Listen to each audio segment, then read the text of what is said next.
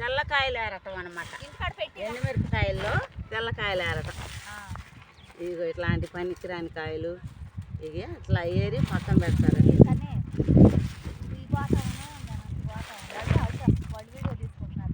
వంకర పెడుతున్నావేంది? అటు పెట్టావు అది.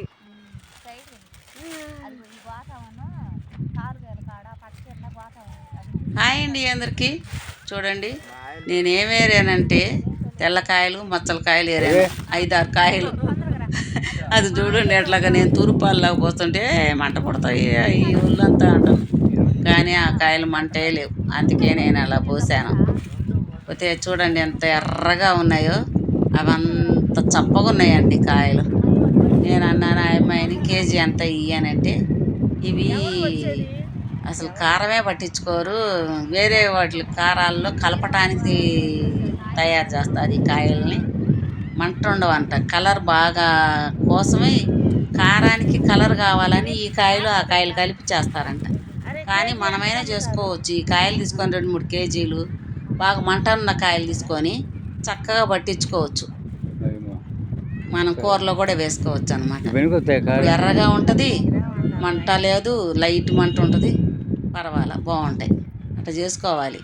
నేను ఈసారి వచ్చి తీసుకెళ్దామని అనుకున్నాను, ఇప్పుడు మాత్రం ఒట్టిగానే వెళ్ళిపోయాను. మంట లేవండి అసలు. ఆ అమ్మాయి 3 దగ్గర నుంచి 6 వరకు ఏరిద్దంట. ఆ లెక్కను చూస్తే 3 గంటల పని. 3 గంటల పనికి ఒక 100 రూపాయలు ఇస్తారంట. పొద్దున మిరపకాయలు పోయిద్దంట, మధ్యాహ్నం వచ్చి అన్నం తిని మళ్ళీ ఇప్పుడు 3 వరకు ఏరిద్దంట. చూడండి అమ్మాయి ఎంత కష్టపడుతుందో. పోతే ఇదిగోండి ట్రాక్టర్ వస్తుంది చూసారా, ఈ మిరపకాయ గోతాలు వేరే పొలం నుంచి తీసుకొస్తున్నారు. చుట్టూతా పత్తి మొక్కలు ఎండిపోయినవి అనమాట. మళ్ళీ టమాటా తోటలు చాలా ఇంత నీట్గా లేదు పొలం. అందుకని కామాల్సి వాళ్ళు పట్టలు తీసుకొచ్చి పరిసి ఎండు మిరపకాయలు ఎండబోస్తున్నారు.